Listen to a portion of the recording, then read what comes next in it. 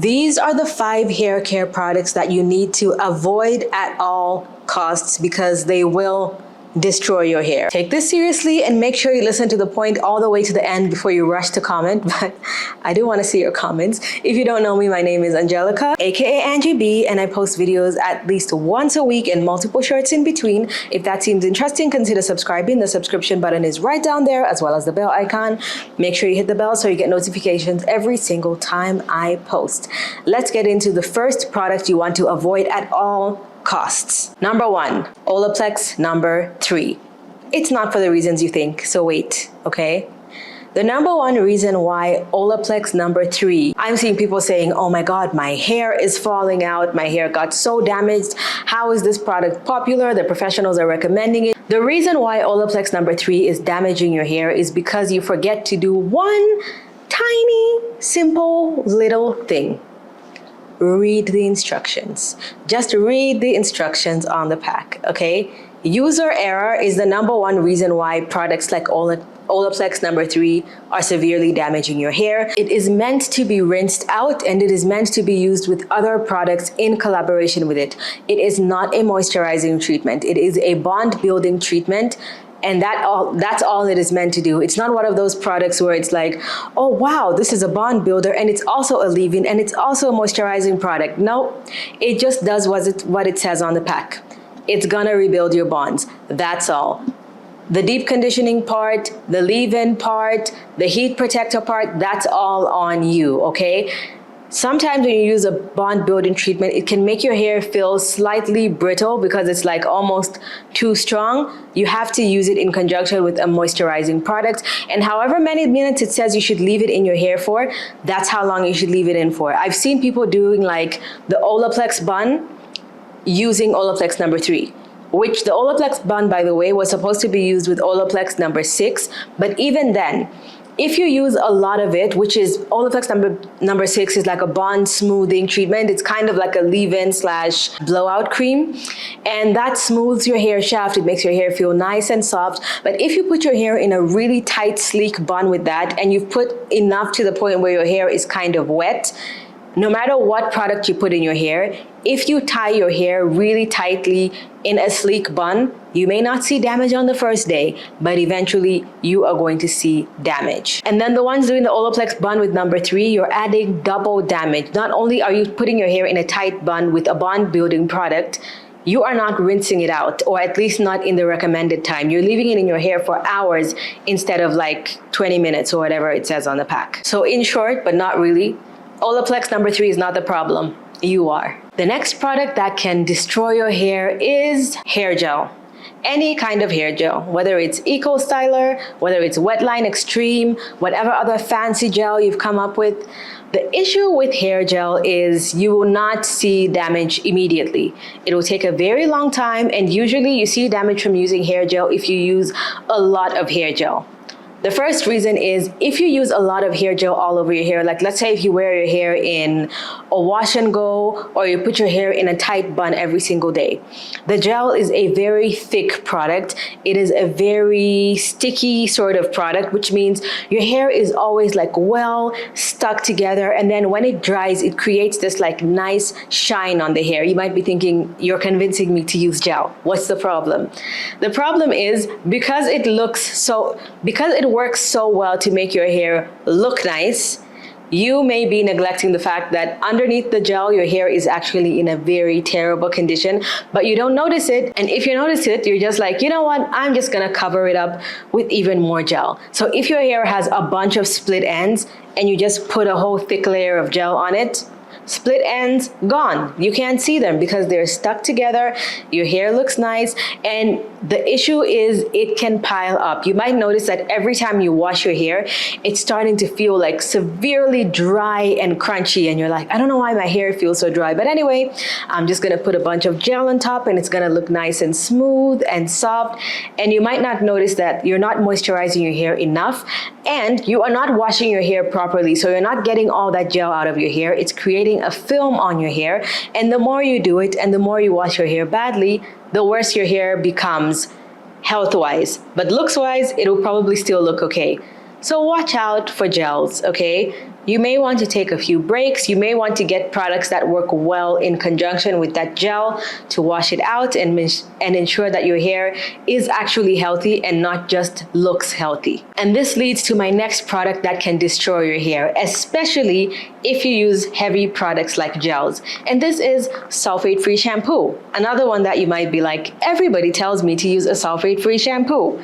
Why would you tell me that it's damaging my hair? Well, it's a little similar to the first one, a little bit of user error, which is if you are using a lot of heavy products on your hair, like thick oils, butters, gels, and you use quite generous amounts of them, a sulfate-free will not be able to rinse all that off every single time. Now, when you do use a sulfate-free shampoo, you want to use a very good one that lathers really well. Now, my favorite ones are, I can recommend any shampoo from Pureology. I believe almost all of them are sulfate free. Just read the package. And I'm recommending those because those are the ones I use. However, there are so many other sulfate free shampoos that are on the market, but make sure you find a good one because some of them are just not that great. I'll give you an example of one from Shea Moisture, specifically the Yucca and Plantain one.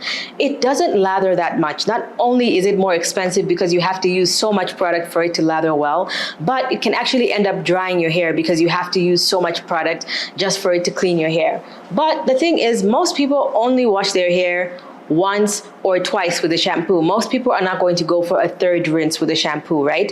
So you want to make sure by the second wash, your hair is already squeaky clean. Lots of times, especially if your hair has heavy products on it, sulfate-free shampoos don't cut it.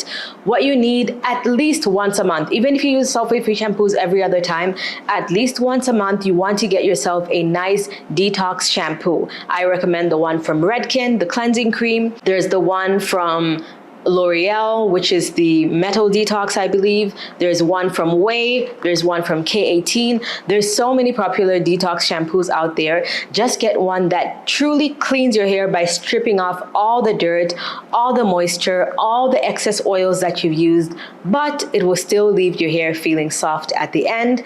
That is going to make a big difference. So imagine using hair gels that are masking how dry your hair is in combination with a sulfate-free shampoo that's not cleaning your hair properly. It is a recipe for dryness, and it is one of the first things that's going to leave your hair feeling like it is completely dry and brittle, but also really oily at the same time, and it feels like it doesn't make sense. This is probably the reason. And again, this takes me to my next point, which is using heavy oils and butters like shea butter and castor oil or any other combination of these things. If you put a lot of oil on your actual hair shaft, the ends of your hair, you can get away with it. It's right at the ends of your hair. It's very easy to clean. It's easy for everything to come off, but your entire hair shaft and even closer to your scalp, using thicker oils and butters on your hair can also get to that point where your hair feels like it is oily but dry at the same time. Because if it creates a film on your hair, this can be hard to wash off even with a detox shampoo, okay? If it creates a film on your hair, you have to realize that oil is not a moisturizer. It does not moisturize your hair. It helps prevent moisture loss and maintain the moisture that's already in your hair. So if your hair gets to a point where it is completely dry and you have blocked your hair shaft from receiving moisture because there's too much oil on it, every time you put more oil, you're just locking in even more and more of the dryness. So try using lighter weight products. Even if in the short term, it feels like your hair really, really likes these heavy products, in the long term, you find that your hair does not. These products are best used right at the ends of your hair. If you have like a bald patch, you can concentrate it in that area. You can use it on concentrated sections of your hairline, but don't use it all over your hair. Even if you keep your hair in twists and braids, you don't want to put this all over your hair shaft. You will have adverse effects. Try using lighter oils. Maybe you can use them a little bit more frequently if you have to. Save those heavy things for your ends and spot treatments. These thick oils and butters can certainly have a place in your hair care routine, but if they're used improperly, they can absolutely destroy your hair. I actually personally dealt with breakage due to using a lot of heavy oils. I never really used butters, but I did use the heavy oils, and I did receive some breakage, and I did get the feeling where my hair felt completely dry but oily at the same time. This can also lead to having very frizzy hair.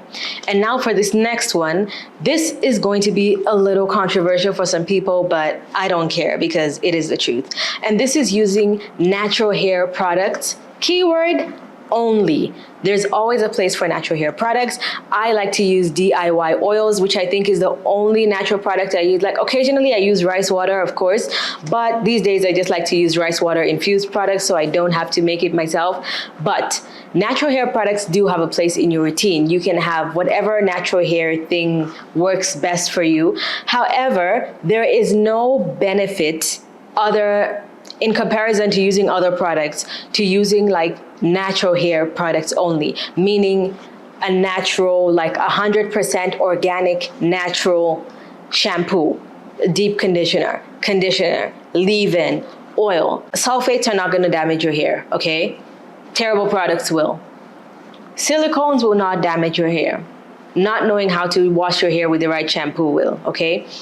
Just because a product is natural doesn't mean it's better for your hair. Remember that arsenic, poison ivy, these are all natural ingredients and they can kill you. You want to use hemlock for your hair? That's a poison. It is natural, 100% natural product. See, I love aloe vera. However, I need to buy processed aloe vera, not like processed as in added into other things, but they have to completely clean the aloe vera because I'm allergic to the sap, which is kind of like a latex type of consistency that comes out of aloe vera, and I'm allergic to it. Like it makes me itch. Meanwhile, other people get a wound and they cut a slice of aloe vera, put it directly on the skin, and it heals the wound. Mine would just make my wound even more red and it would make it itchy, right? Which means not everything works for everyone. You can use a all natural organic oil for your scalp and it can be amazing. Or you can use an oil that has some silicones on the end of your hair and it will still be amazing. What you should be looking for when you're looking at products is not what the ingredients are. Of course, if you're looking at an oil and the first ingredient is mineral oil, that's something else.